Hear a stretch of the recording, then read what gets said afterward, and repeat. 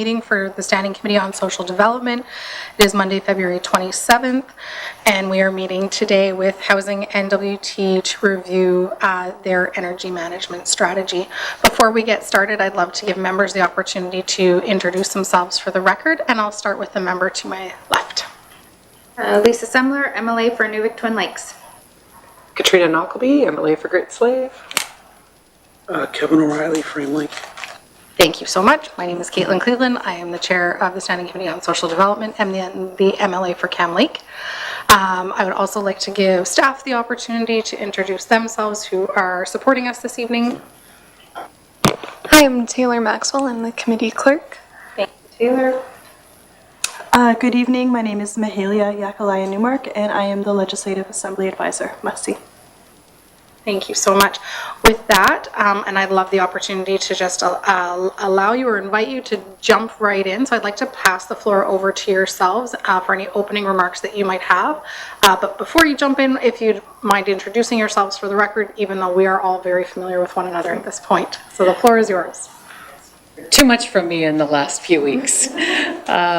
Thank you, Madam Chair. And so we're really pleased to be here tonight to share with you the draft strategy, management strategy, and the companion document, and hear comments and input on it as we work to finalize this. This evening I have with me Mr. Daniel Corver, who's our Director of Infrastructure. And with your permission, I'd like to give one of our consulting team just a quick opportunity to introduce himself. So online with us this evening we have Mr. David Inglis. So I'll just, if it's okay, turn it over to him for a second. Thank you very much, Mr. Inglis. I'll turn the floor over to yourself just for introductions there. Good evening. As mentioned, my name's Dave Inglis. I'm a partner and a mechanical engineer with Dillon Consulting. Thank you. Excellent. Thank you so much, Mr. Inglis, and thank you for joining us this evening. And President Young, I'll pass the floor back to yourself. Thank you, Madam Chair. And yes, myself is Eleanor Young, President, CEO for Housing NWT.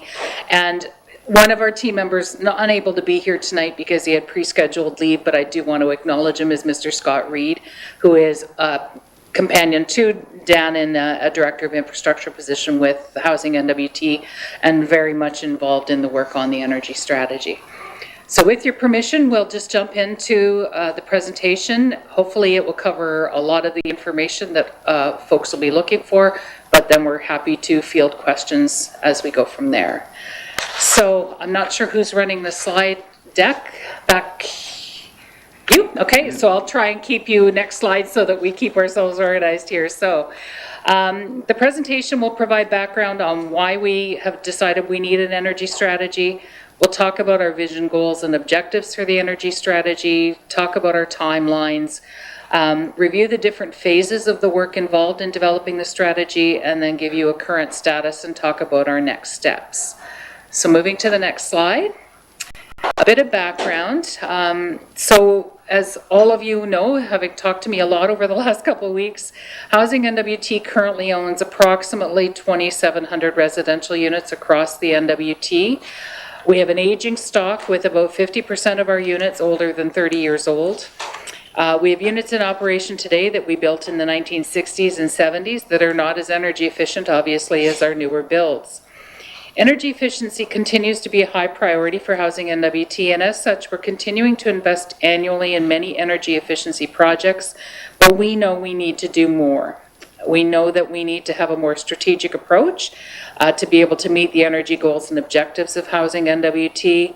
We also know that improving our energy management will help the GNWT overall meeting its overarching goals as well. So with this in mind, we decided to develop an energy management strategy and a blueprint or action plan to guide us in our work.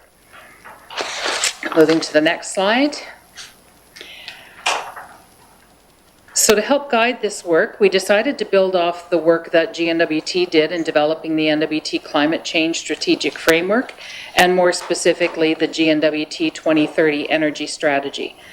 Both of those documents laid the foundation from which Housing NWT is developing its own strategy and blueprint. Housing's NWT energy management strategy supports goal number 1 of the climate change strategic framework, which is to transition to a lower carbon economy, targeting a 30% reduction in greenhouse gas emissions from 2005 levels by 2030. There are 2 key objectives in the 2030 energy strategy that Housing NWT's energy strategy will align with, and those are Objective 4, which speaks to increasing the share of renewable energy for space heating to 40%, and Objective 5, increasing residential building efficiency by 15%. In addition to these 2 main objectives, our strategy will also support other goals identified in the GNWT 2030 energy strategy, including Objective 1, which is working together to find solutions through community engagement, participation, and empowerment. Next slide. So in developing this strategy, an in-depth assessment of the energy consumption and emissions of our entire housing portfolio was completed. Following the overarching government direction provided by the GNWT 2030 energy strategy, we set a baseline year of 2016 for our data collection. And as we look towards 2030, we need to understand where we are today and where we were in 2016 to help guide us to where we need to be in the future. Next slide. So here you see our vision statement. Our vision is that by 2030, Housing NWT will have a sustainable housing portfolio that is less dependent on fossil fuels and contributes to the economic, social, and environmental well-being of Northwest Territories and its residents. Our energy management strategy's vision aligns with Housing NWT's broader mandate and specifically the values of innovation, sustainability, and collaboration. The strategy is our overarching guiding document that specifies our goals and objectives relating to energy management, and the strategy will guide our decision-making process and focus our efforts on our desired outcomes. It will also be used to evaluate potential energy initiatives and actions and prioritize those which will have the highest impact at best value. Next slide on goals and objectives. The strategy identifies our overarching energy goals, which are to reduce our energy consumption, increase the use of renewable energy for space heating, and other related goals, including increased capacity to manage and maintain energy systems and increase our partnership opportunities. The next slide shows our project timeline. It's a very high-level overview of the project timeline. To support the project, in 21-22, Housing completed the needed initial work to support the strategy. This included gathering and vetting relevant data, including but not limited to a list of all of our assets, their age and area of the asset, their fuel source, their annual consumption data, energy audits, mapping showing the location of the assets, community cost information, a list of existing and planned renewable projects, performance reports for our solar PV systems, and other relevant data. In late March 22, working with Procurement Shared Services, Housing NWT prepared and issued a request for proposals seeking qualified consulting services. And in June of 2022, Housing NWT hired a professional consulting team, Dillon Consulting, to assist with the development of this important energy management strategy and its companion action plan, the 3-year energy blueprint. Dillon was provided all of the available data sets that we had related to this project for analysis and verification. From June through to August, Dillon reviewed all of that data that we had provided, conducted their own background research, and completed community visits to verify the information that they had. Then from August to September, they analyzed the information and developed a baseline of energy consumption. From October to November, we held a series of technical workshops with subject matter experts, including GNWT staff from the Energy and Climate Change Unit, staff from the Arctic Energy Alliance, NWT Association of Communities, and of course our own local housing maintenance staff, as well as others. The information gathered during those workshops assisted us in drafting a strategy in December of 2022. We issued that draft strategy for public feedback starting January 25th through to February 21st. And the feedback received, along with feedback from committee this evening, will be incorporated into our final version of the strategy and into our action plan, which we'll be calling our Energy Blueprint. And our goal is to release this final document this spring. So, Madam Chair, I'll turn it over to Dan to get into the technical phases of the project, as he's much more familiar with those. Thank you so much, President Young. Mr. Corver, the floor is yours. Thank you. So if we advance to the next slide, you'll see that we went at this through 5 phases. So we had phase 1, data analysis, phase 2, developing baseline models, phase 3, identify and analyze energy conservation measures and renewable energy measures, phase 4, draft strategy and 3-year blueprint, phase 5, finalize strategy and blueprint. Next slide, please. So in phase 1, we reviewed our existing data. The main sources of this data came from our internal database systems, including our asset management system and our asset cost tracking system. Our asset management system contains information such as location, age, condition, program, size, bedroom count, etc. on each of our building assets, including single family right up to multi-unit residential buildings. Our asset cost tracking software contains information on our utilities, including fuel type, consumption, and cost on a unit basis.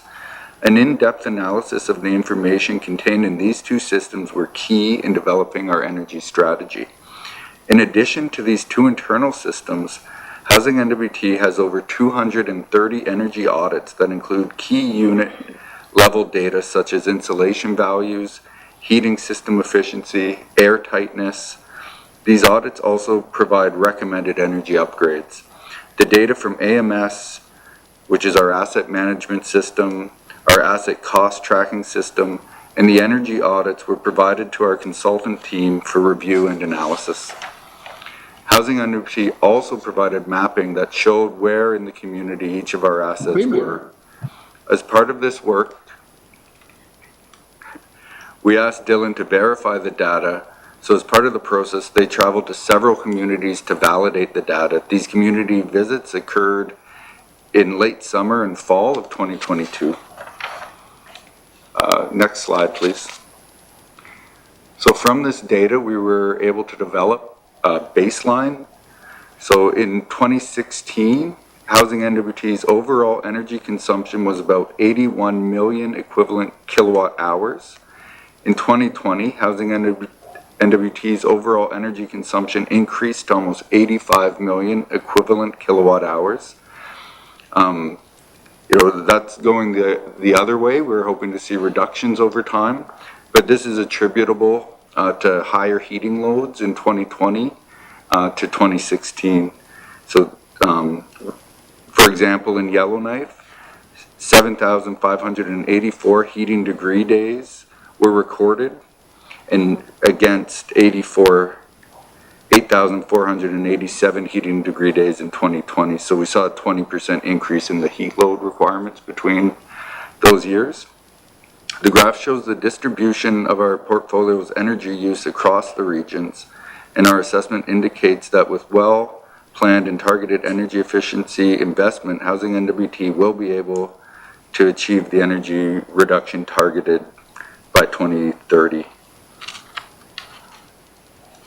As you can see in the slide, the Beaufort Delta consumes about 42% of all of our energy.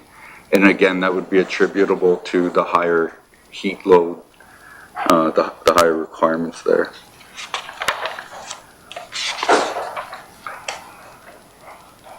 Next slide, please. The previous slide showed our overall energy use in 2016. Using overall energy use does not allow for expansion in portfolio size, so Housing NWT developed our baseline on a metric known as energy use intensity. We are using energy use intensity as it is a standard way of comparing energy uses between various types of buildings or structures through the ratio of total building energy consumption relative to the total floor area. Calculating the energy use intensity allows Housing NWT to easily compare the energy use of our portfolio independent of our portfolio's growth.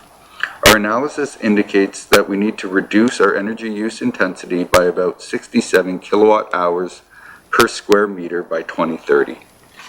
Next slide, please.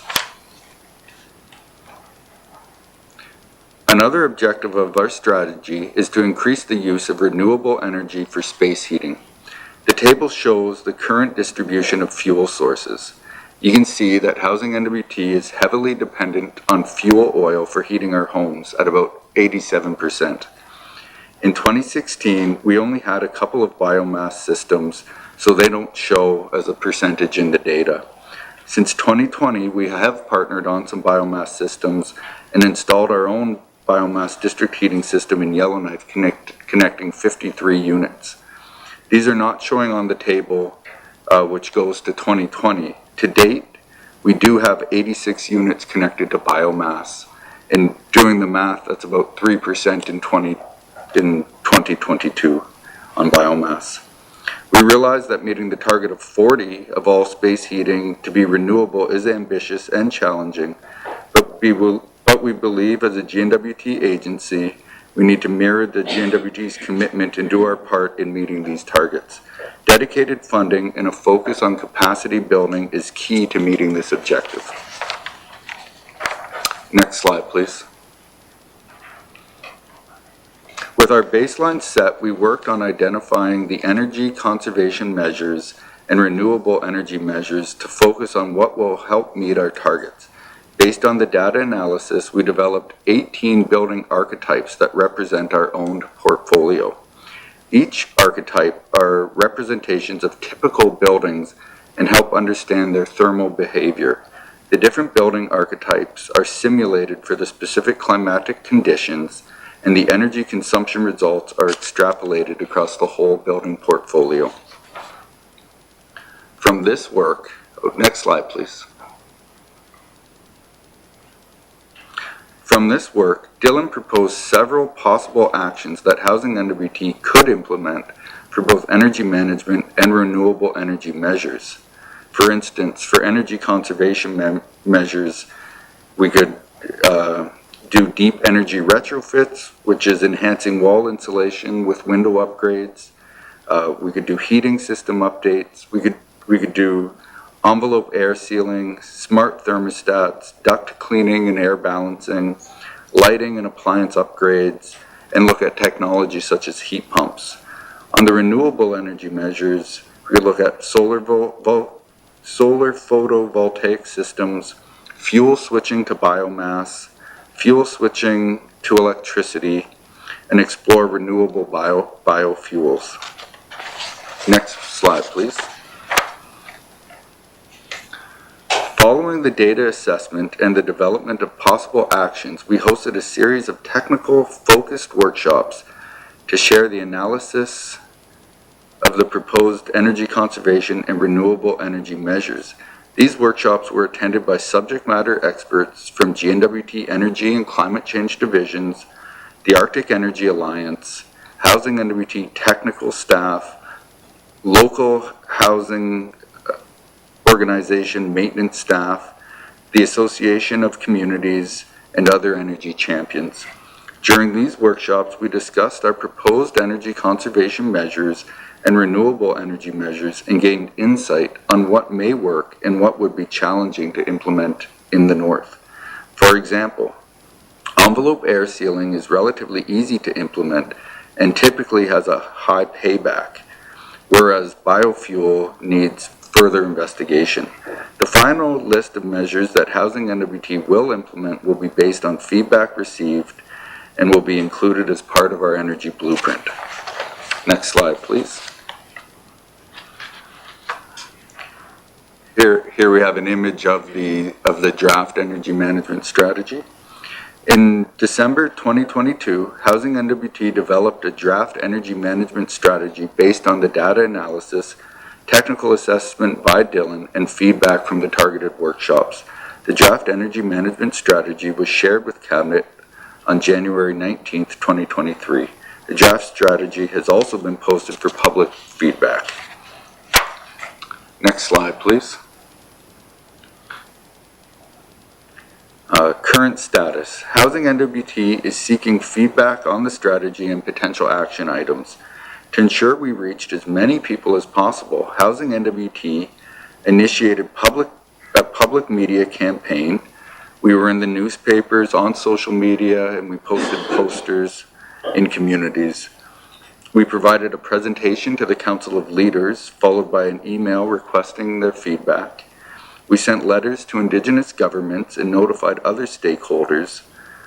A public survey on GNWT's Have Your Say website was set up, along with an email address to collect feedback. Public feedback through the survey and email closed February 21st. We received about 50 responses. The responses generally mirrored the strategies and proposed actions, such as suggesting that we invest in energy upgrades, that we invest in biomass, that we invest in training staff, residents, and local contractors to build capacity, and also heavily suggested finding and building partnership with communities through leveraging available funding, and continuing to work with community leadership. Housing NWT will be preparing a What We Heard report summarizing all feedback received. The report is expected to be complete and issued in advance of finalizing the strategy and blueprint documents. Phase 5, next slide please. Housing NWT will review and incorporate all feedback received into the final version of the energy management strategy and the 3-year energy blueprint. Once these documents are approved, Housing will publicly release the final versions. Housing NWT is targeting spring 2023 for official release. Next slide, please. A key deliverable for the strategy and blueprint is reporting. As we advance through to 2030, Housing NWT will report annually on our progress. To ensure objectivity and relevancy, the annual report will focus on the total energy use in our portfolio normalized as an expression of common energy units, the average energy use intensity of our portfolio, so that's the usage per area, the total fossil fuel energy use in our portfolio normalized to a common energy unit, the percent breakdown of the energy source used for heating, and the total GHG emissions from our portfolio. Next slide, please. Housing NWT recognizes that technology is developing quickly and new opportunities will continue to present themselves as we progress to 2030 and implement this strategy. We also recognize that public demand for action on climate change is growing, and as a result, so are government initiatives and opportunities. In fact, there are currently several projects and initiatives underway that will impact Housing NWT's strategy and strategic objectives. Keeping an eye on the changing landscape will ensure that we remain flexible, pragmatic, and effective in the implementation of our strategy. To remain flexible, Housing NWT will take an adaptive approach, reevaluating this strategy's objectives every 3 years, alongside each subsequent energy blueprint. Next slide, please. This concludes our presentation. I'd like to thank committee for providing us with this opportunity and open the floor for questions. Excellent. Thank you so much, and thank you for creating this time for us this evening to be able to hear the presentation, but also ask questions. So very much appreciated. And with that, I will pass the floor over to Emily Johnson. Thank you, Madam Chair, and thank you for coming here today. I did review the strategy. I guess I have no concerns with it. I would like to kind of point out some things I see as tension, and that probably step one of any energy work we would do would be to replace all of our units that are over 50 years old. It just seems we really don't want to put any more money into those units because they eventually need to be replaced, but we don't necessarily have the money to do that. So I'm just wondering, well, I don't know how to exactly ask a question about addressing that. I guess I'll ask, do we have any sort of payback analysis on this? Because it seems to me there's obviously some low-hanging fruit about, if you do the envelope sealing, you just save money almost immediately, whereas perhaps ordering a bunch of new windows for a unit that is long overdue isn't really a wise thing. So perhaps if the President or Dan or Mr. Corver could speak to that. Thank you, Madam Chair. Thank you very much, Emily Johnson. Mr. Corver? Yeah, thank you, Madam Chair. Yeah, we certainly realize that there's going to be big actions and small actions, and I think, you're correct in saying that there will be some low-hanging fruit and some small actions that will advance us towards our goals. At the same time, we do need to look at, a life cycle, of these projects and make sure that we're not over-investing in aged assets. We do replace public housing units, and when we do, we build to a higher energy efficiency standard. Lately, we've been pushing towards 20% better than National Building Code. And so that work will continue. Well, we'll also look at some of the smaller measures. One program I could highlight that's interesting to us and we continue to investigate is Arctic Energy Alliance has a home winterization program, which is very small measures that a homeowner can take to improve the efficiency of their units. And it's something that we could look at a program for our own public housing units. Thank you, Madam Chair. Thank you very much, Mr. Corver. Emily Johnson, follow-up? Yeah, thank you. And I also think this work probably has some value in just leveraging federal dollars, and the Housing Corp has had quite a bit of success in the last few years in leveraging federal dollars, and I believe all of the biomass we've done have had federal dollars linked, and a number of energy projects. So I'm just curious where the Housing Corporation believes there's potential to kind of take this and find more federal dollars, or where funding pools may exist for some of the larger items, perhaps. Thank you. Emily Johnson, President Young. Chair, and your timing couldn't be more perfect on that kind of conversation. Canada is just in the process of updating and renewing their low carbon economy fund, and they've identified money there, but also something, HHOF is home heating. It's basically getting off fossil fuels. And for the portion of that that's being identified for the NWT, they've already pre-screened housing in as a key candidate for that program, because we meet not only the need for it, but also the income testing, because it's targeted to the lower, the affordable housing target market. So we've already started those conversations with the Department of Infrastructure's energy unit as they renew the low carbon economy fund. Where does housing fit best with using the energy strategy as that conversation about where the quick wins are, where can we invest? So those conversations are already started. Thank you, Madam Chair. Thank you very much, President Young. Next on my list, I have Emily Summer. Looking at your phase 2, and within the development, and it's demographics, so 40%, 42% energy consumption in the Beaufort Delta, which we know the climate, we know the demographics, we know that they're heavily reliant on diesel fuel for everything, operating the power, and heating their homes. And like I keep saying, it's like there's not enough trees up there that's we can't have wood stoves put in everybody's houses because there's no wood in some of these communities. So that's not an issue. That's not going to be ideal. My question really is how is housing, I see we keep talking about moving forward in this energy strategy, like government, everything is moving in this energy strategy. So if we're going to be putting the money into this, and if we're accessing dollars, we have Aboriginal governments who have attained a lot of money. And I know that the thing is we don't want to replace housing.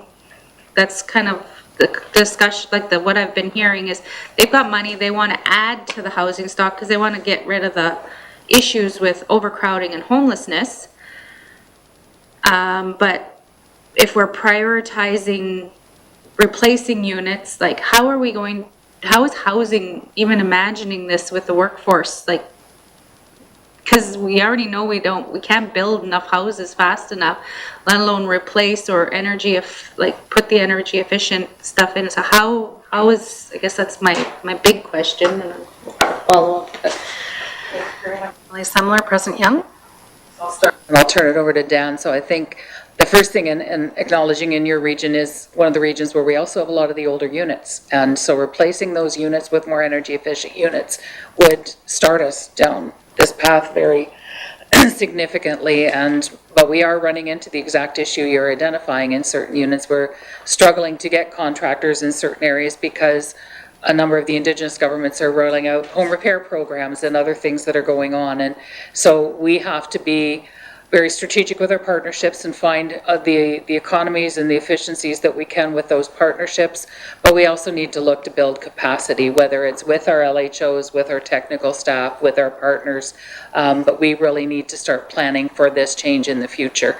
And one of the things that we haven't talked an awful lot about, but coming out of the strategic renewal, that's really our next step is, okay, now we have an idea of where we're focusing. How do we restructure ourselves as an organization to be meeting the goals and objectives we're signing up for? And what does that mean when it comes to more investment in energy? What does that mean we have to add to our team to be able to support some of this work? But Dan, from an infrastructure side, I don't know if you can add to that. Yeah, well, the strategy's new. Housing NWT has been working in the energy space for a while. Like a decade ago in Inuvik, we did the Northern Sustainable House, which kind of was an exploration of a high standard of energy efficiency. More recently, we built the 17-plex in Inuvik, again with a high energy efficiency in mind, and a solar array there. We recently with CMHC did a study on that building just to ensure that it is working. So we are implementing things. We know that there's other people working in the space in the Beaufort Delta. We've had conversations with IRC and with GTC, the Gwich'in Tribal Council, about energy, and they're exploring projects as well. So part of our plan will be to engage in community conversations about potential projects and make sure that we're all working together towards this solution. And building capacity together so that we're putting things on the ground that are going to be, make sense in the region and able to be maintained in the region. Thank you, Madam Chair. Thank you very much, Mr. Corver and President Young. Emily Summer, do you have a follow-up question? Part is more just a comment, Inuvik has done strides in energy, and I think what housing and any other organizations need to do is not just with the Indigenous governments, but for those businesses and those people that have been putting those projects on the ground throughout the territory.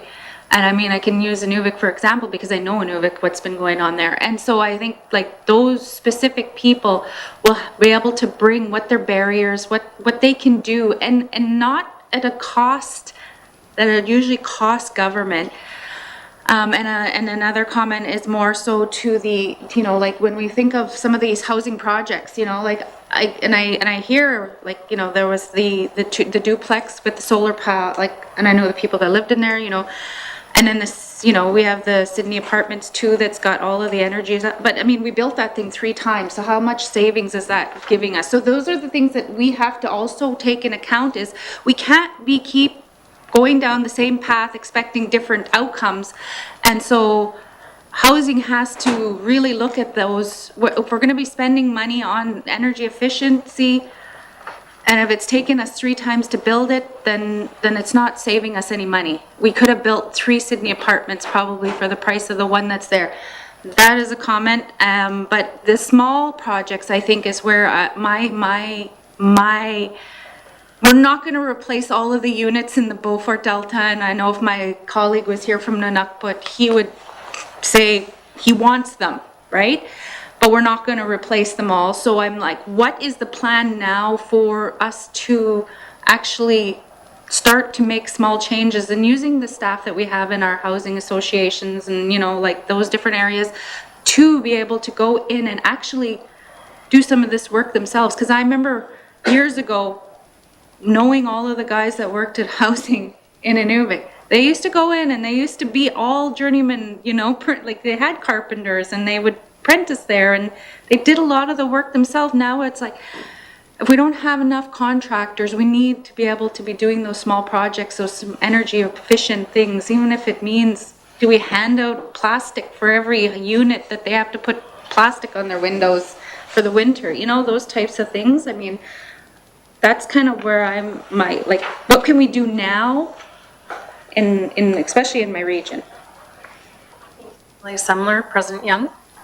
Sharon, and again, I think with the work that Dylan is doing with our team, we're kind of expecting to hear, you know, which styles of houses, for example, need the work the most, you know, what kinds of things will have the quickest return.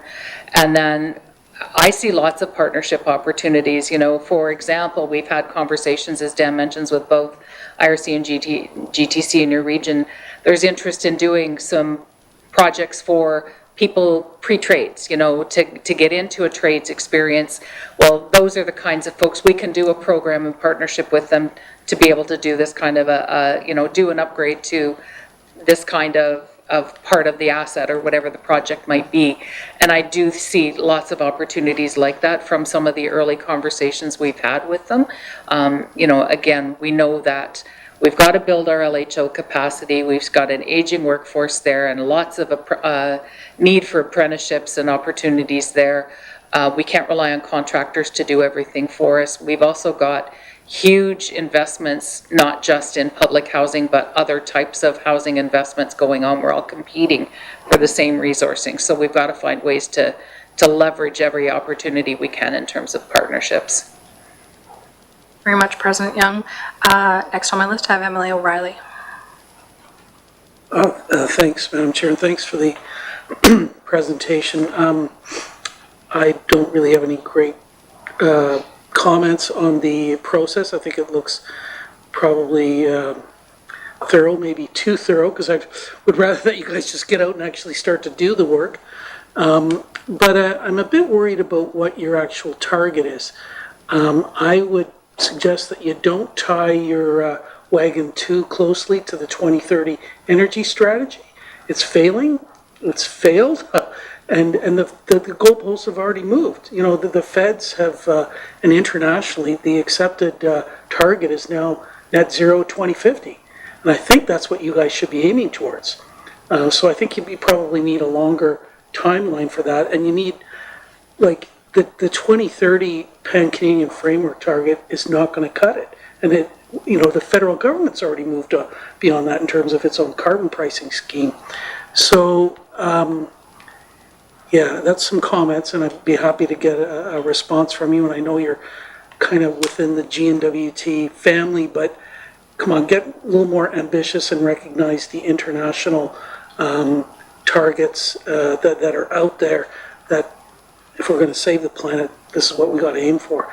And housing is one of the areas where we can actually make good gains in terms of our energy use and reducing greenhouse gas emissions. It's probably our best area to focus on. So this should be the energy strategy, quite frankly, is fixing this stuff up now. But anyways, a lot of comments there, and I'd be happy to hear what our guests have to say. Thanks. Thank you, Emily O'Reilly. President, yeah, Mr. Corver. Thank you. Yeah, so this is kind of our first go at it, and we're going to 2030. We know that, you know, we got to work in the short, medium, and long term, and the long-term goalpost probably is 2050.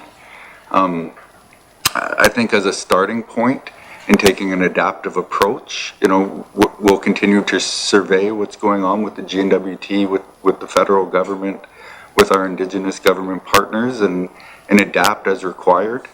I think as a first set of goalposts to 2030 that it is ambitious, where we're at 30% now on our renewable energy use for space heating, and we're targeting 40%. There's quite a gap to close there. And if we're, you know, doing better by 2030, then we'll certainly, you know, adjust as we go. Thank you. Thank you, Mr. Corver. Emily O'Reilly, do you have a follow-up? Sure, thanks. Yeah, I just encourage you to be ambitious. But when I look at the vision statement, it's on slide 6. Maybe we could get that up on the screen. I think you might think about something a little bit more with an end point than just have a sustainable housing portfolio that's less dependent on fossil fuels. What's the actual kind of target? Is it if it's a 40% reduction in energy use or greenhouse gas emissions, make that part of your vision statement? Because this by 2030, having these vague things, you want to be able to measure your progress. And I really like your annual reporting commitment. That's something that I always come back to departments when they develop action plans and strategies. Are you going to be reporting annually and against what? And so on. It sounds like you're going to have a good baseline, but let's make the vision statement a little bit more measurable or prescriptive in some way. Thanks, Madam Chair. Thank you, Emily O'Reilly. President Young? We'll take that back for sure. Thank you, Madam Chair. Thank you very much, President Young. Next on my list, I'm going to pass the floor over virtually to Emilia Jericon.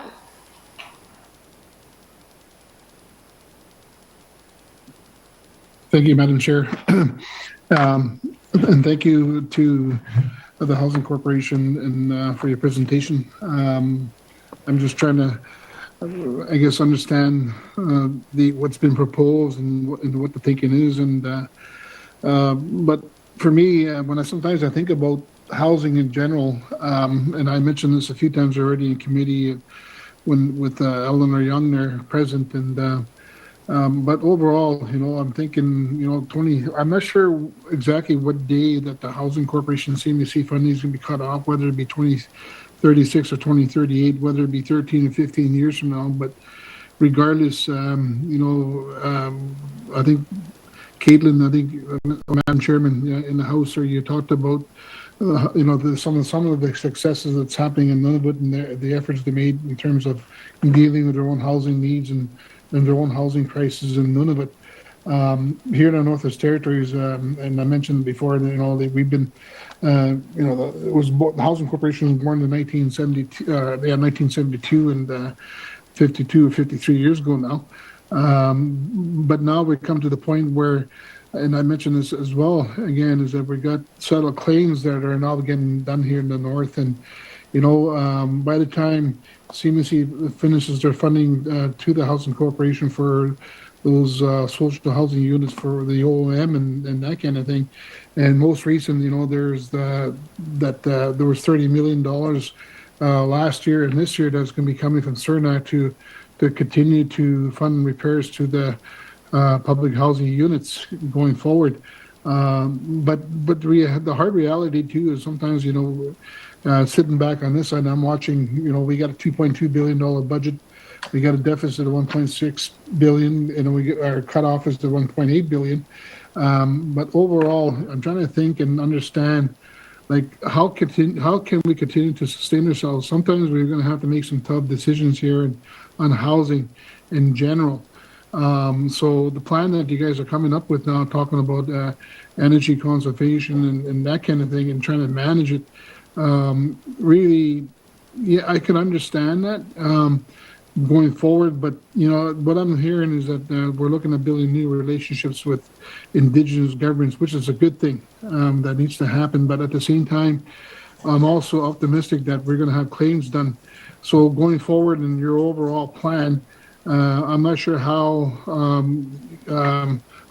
this whole thing's going to unfold because, it's the Indigenous governments want to take greater control over housing overall, and trying to meet their own needs. But anyway, I guess, Madam Chair, it's just more or less as a overall question is you talk about your vision statement. I see it here, and the thing is that. The harsh reality is that 13, 15 years is right around the corner. Land claims are also going to be completed, and we're only now talking about engagement and with Indigenous governments. So I guess my question would be to the Housing Corporation.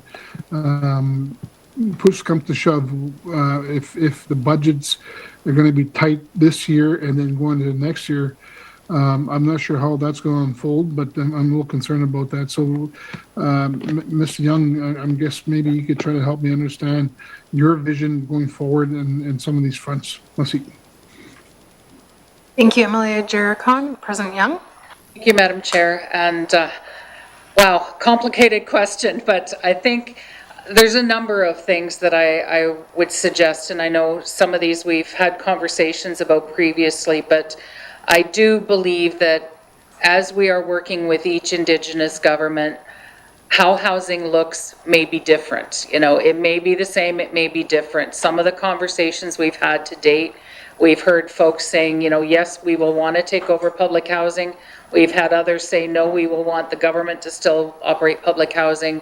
We'll do market, we may do other, you know, private housing or other things. So I think at the end of the day, where housing itself sits is going to have to be very dependent on the conversations with the Indigenous governments and what, I don't think it's going to be a one-size-fits-all. I do, you know, I'm also, I guess, maybe a bit of an optimist when it comes to the funding from CMHC. Although they have had a declining scale, they've also had interim funding agreements kind of balancing it off. And the more and more conversations we have, the more they are realizing that, you know, it's the model that they had thought where we would just be able to take over and fully operate at the cost of operating 2,600 units. Even in the Nunavut plan, it's unfunded for that part of that reason. Like they are going to be relying on Canada to be stepping up to the plate. And some of this work that we're doing is helping defend some of those numbers when it comes to stepping up to the plate. But for me, for the energy plan, a lot of this is, we do need to get rid of some of the stuff that is costing us a lot of money to operate. We need to update that, and whatever the future looks like, the better condition we can put our units in terms of operating efficiencies, cost of operating, meeting some of the energy targets, whether it's us operating them and Indigenous government operating them or whatever the case might be, we will be in a better position than we're at today. And that's what I'm trying to help prepare for, whatever that future might look like. I wish I had a crystal ball, but I don't know how it's going to look in each region. I do think part of our job with housing is to be flexible, to be adaptive to whichever role the Indigenous government wants housing to take on. And I think, and we've talked about this in some of our other meetings, we just need to be able to go to Canada together with the Indigenous government and talk about the needs for funding to be able to have sustainable housing here in the NWT and be partners at that table. Thank you, Madam Chair. President Young, Emilia Jericon, do you have a follow-up question?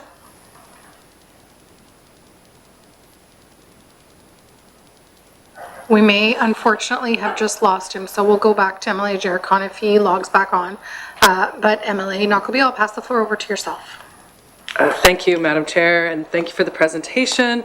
I have to say that when I look through the strategy and the presentation, that for me, the part that I seem to really want to care more about would be the actual blueprints themselves. I'm always not such a big person about the vision statement, etc. I understand now, and after 3 years, why these things are important. But for me, I'm more about like, what are the meat and potatoes? Like, what are we going to do to actually bring these numbers down?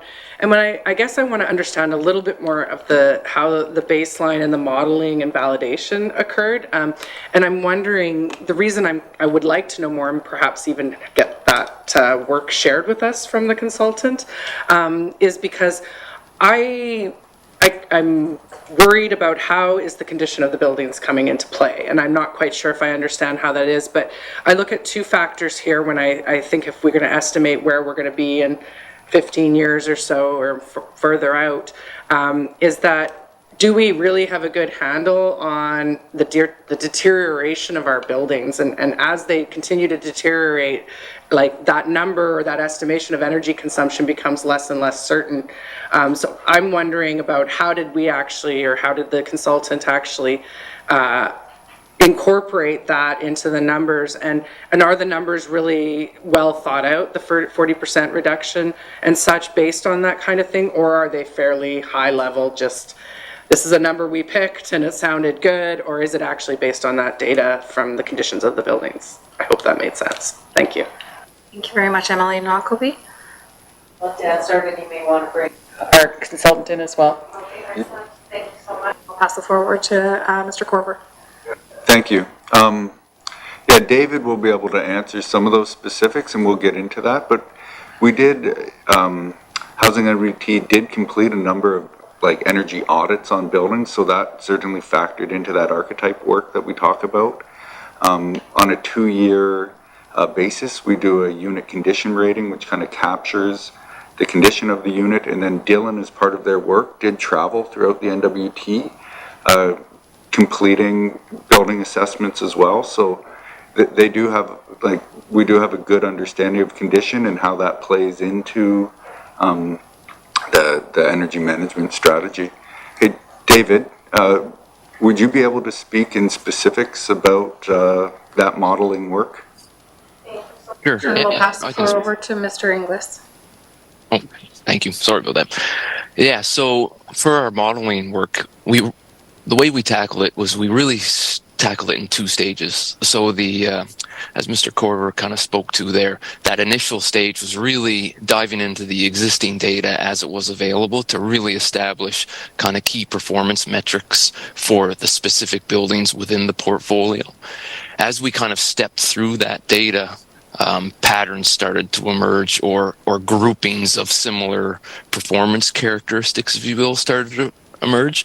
And so what we then took is we then started developing what we refer to as archetypes. There was about 18 of them that we developed and that we modeled in detail. And so kind of prior to the modeling, what we did was we actually validated kind of how we were going to build these archetypes, the assumptions that were going to go into them. We validated that with site data that we collected through various communities. We brought that back, we kind of digested that, I guess, information that we collected, and then we built these models. And then kind of perhaps the most important part of the overall process was with those 18 archetypes, what we then did was we not only built the model, but we calibrated them against all of the historic data that we had for the 2,700 units within the kind of the broader portfolio.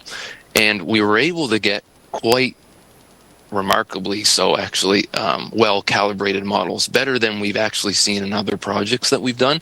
So when I say well calibrated, I mean these archetypes are within 2-3% of what the actual consumption is coming out of that historic data. So what we were left with was a very well calibrated model that we then took and developed these measures for, that we then kind of built these blueprint plans against. I'll stop there. I think that kind of answers that question. Thank you very much, Mr. Inglis. I will pass the floor back to yourself, Emily Nakobi. Thank you. That did answer my question, and I'm glad to hear that the data had been validated and calibrated against the actual data. I would like to maybe see that report if I possibly could, and I don't want that to be my second question, so I'm going to continue to move on. I guess I'm going to look at, and it is still playing into this and having the consultants sort of speak to what their work was, is that I look at some of the recommendations around energy conservation measures on slide 15, and one of them is heat pumps, which I do know, and we have had presentations in the past about the validity of using heat pumps in the north, given that, you know, they do require electricity, which is already at 31 cents a kilowatt hour for those of us here in Yellowknife. So I guess just my question is, and no detriment to the consultants, but what if the consultants are coming from the south, and we've long heard the conversation about the you know, southern technology not always being the best in the north, and one of those that comes to mind as well is the high energy furnaces if they're not put in right, same with the on-demand hot water propane tanks if they're not vented properly. So I guess maybe without how will the department validate or make sure that that piece of it is being looked at? Or perhaps is there a way to have an expert sort of technical group, and again, nothing against the consultant, but a technical expert group of northerners that have just been building buildings in the north for a really long time that could then maybe come in and advise this work a little further when we get to that stage of actually looking at the conservation measures and what will actually work in the north versus what sounds great on paper. Thank you. Thank you, Emily Nalkobe. President Young? Thank you, Madam Chair, and I'll start, but I'll turn it over to Dan fairly quickly. But one of the things, Dan mentioned the engagement, and, we were fairly careful in selecting energy champions to be part of that process for this, for that reason specifically, people who've got experience and to be able to give us feedback on what we're doing. But I'll let Dan get into some of the detail a little more. I think we wanted to be very careful around this particular area. Thank you, President Young. Mr. Corbett? Thank you. In preparing the energy management strategy, we did have technical experts both within the GNWT and outside of GNWT kind of inform some of what we were doing. David Inglis, when he presented his bio, didn't reveal that he spent a little bit of his career in the north. He spent 2 years with the GNWT at a certain point. So he's familiar with the north. Dylan is rooted here in the north with an office, and they were involved in developing the strategy as well. I just really want to touch on heat pumps, because that's one of the measures that is being evaluated. And right now, we're piloting a project here in Yellowknife, where we're testing 2 units in operation. It's a 2-year test. We're kind of 1 heating season through it. We know that they can't take the full load through an entire NWT winter with the present technology, but we do think that we can capture a lot of the shoulder season heating need with them. And there's a coefficient of performance associated with heat pumps. So, 1 unit of input could result in 2 to 3 units of output. So that's exciting. So that's something that we're looking at here in Yellowknife. Could be applicable south of the lake or in the more temperate communities, and potentially not handle the entire heat load, but maybe the shoulder seasons. So, thank you, Madam Chair. Thank you very much, Mr. Corbett. Next on my list, I have Emily Johnson. Thank you, Madam Chair. I think one of the big mistakes to me of the Housing Corp in looking at energy over the last decades is that we don't have a wood stove in every single unit, and specifically a new catalytic wood stove. And I think this is one of those programs that Arctic Energy Alliance really champions, their wood stove program. So I'm just wondering, I don't see that in this document, and I know there's this debate about biomass and pellets and the supply chains, but to me, wood stoves are really just step 0. So what is the Housing Corp doing to get wood stoves into public housing? Thank you. Thank you very much, Emily Johnson. Mr. Corbett? Thank you. Housing NWT hasn't had wood stoves in its units historically. There have been certain home ownership programs where they have been installed, but in operation, our public housing units, we haven't had them in there. It is something that we look at from time to time and discuss with our risk management folks over at Department of Finance. It's something that we could do some more looking at, but I think that there's a liability there. We'd also need to ensure that the tenant's operating that wood stove to a point that we're not risking a freeze up of the unit or anything like that. So there's probably always have to be a standby system. And then everybody with a wood stove, would know that there's maintenance associated with that yearly, and not completing it could result in fire risks that would be unacceptable. So, but it is something that the consultants did bring up, and that Arctic Energy Alliance brought up in our engagement with them, and something that we certainly review from time to time. Thank you. Thank you, Mr. Corbett. Emily Johnson. Yeah, I guess I'll just make the pitch one more time. Arctic Energy Alliance has put a lot of them into HAP houses. So we built houses and gave them to people, and the conclusion that one arm of government came to is that this is just the way to go. And it's not even about emissions reductions, it's about local economies, it's about autonomy. And I get that, you know, risk management and insuring assets with wood stoves is harder, but there's an entire economy about, you know, installing stoves, being WET certified. You can put them in old units too with almost 1 or 2 year payback, because even if you have to tear the house down, the stove is good. You just take it out and put it in another house. I really cannot say enough about people in the north can have wood stoves, even if they're in public housing tenants. We know how to use wood stoves. I guess, I don't know how to frame that in a question. Yeah, and I'll make one more kind of pitch here. I think there also requires some policy work, because you need to then incentivize public housing tenants to use their wood stove. If they're not paying their heating bill in the first place, they're not going to want to go out and collect wood. But I think there's a way to immediately offset their oil. And no one's suggesting that becomes the primary source of heat. You have your oil as well. So I guess just that's my feedback. Wood stoves all the way. Brand new catalytic Blaze Kings. Let's buy 1,000 of them. Thank you. Yeah, no, thank you very much for that, Emily Johnson. That is, that also aligns with comments committee did hear in communities when they were traveling across the north. So I too am curious about the response to this one. So I'll pass it over to yourself, President Young or Mr. Corver. Well, I think, and Dan has mentioned, I think this is one of the ones then we take back and do revisit with both with Dylan, but also with risk management folks who have been, you know, one of the key components of this. I think there are a number of things that we would have to put in play to make it viable in terms of not only the install, the training of our own staff, the work with clients, all of that kind of thing. So it would be something that we'd have to, it would probably be one of those mid to longer term solutions, because we would have to build all of that into the planning if we're going to do that. But I don't think if you want to add anything else, but I think that's where I'm at with it anyway. Yeah. We do review it from time to time, and we continue to look at it. Thank you very much for that. Next on my list, I have Emily O'Reilly. Yeah, thanks. Just further on to what my colleague said about wood stoves. I think you need to look at biomass technology from the perspective of wood chips rather than wood pellets, particularly in the smaller communities that are remote. It's easy enough to find willows, like in Fort McPherson. They do this. You can harvest willows. You can use those chipped in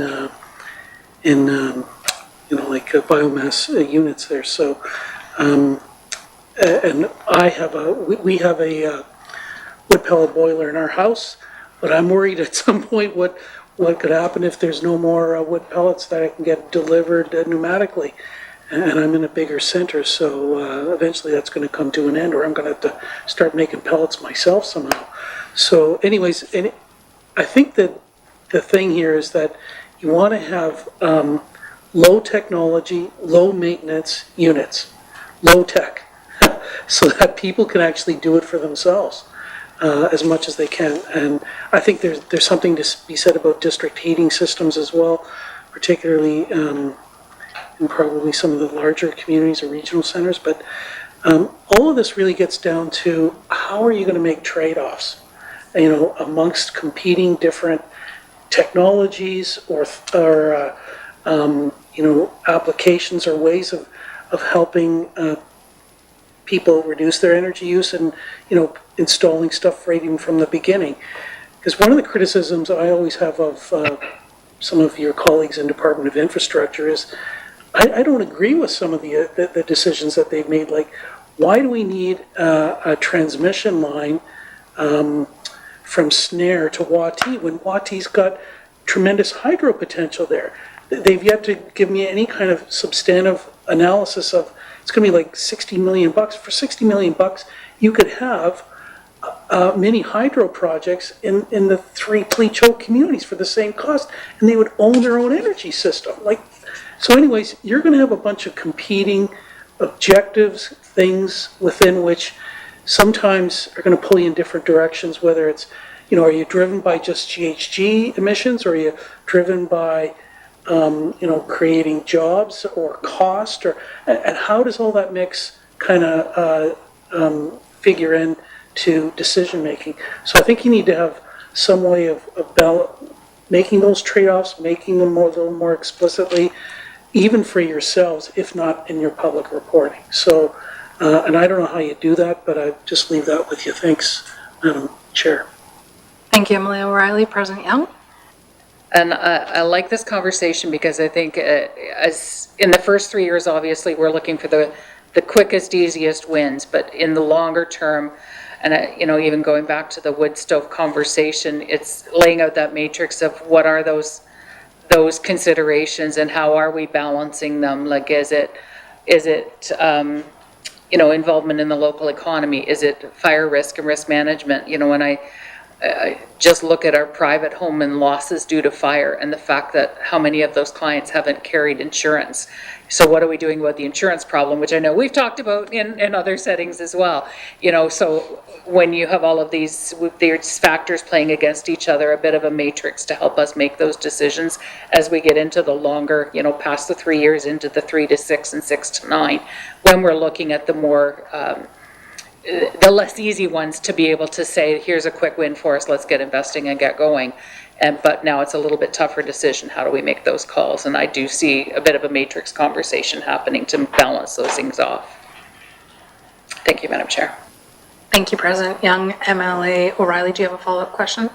One more if I can. Thanks, Madam Chair. And it comes back to, I guess, I know we don't like to have budgets in strategies.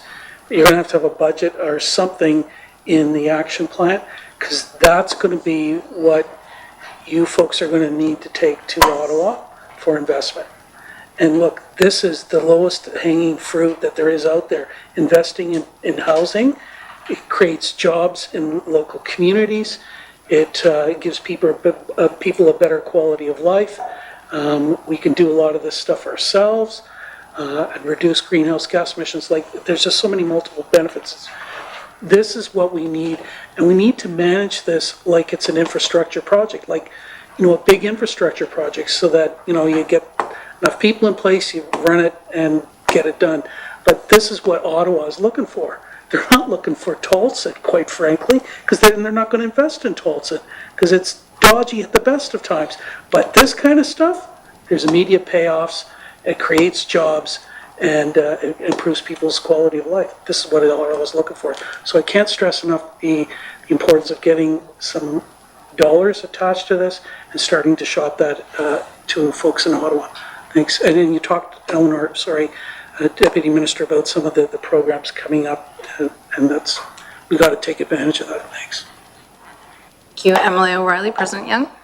You, Madam Chair, and I absolutely agree. I think we know enough now about some of what's coming in the immediate future that we can build that in right now, and then be talking about what we still need in the first 3 years and start pricing some of that out. And, you know, we can dream as big as we talked about earlier. How much capacity do we have?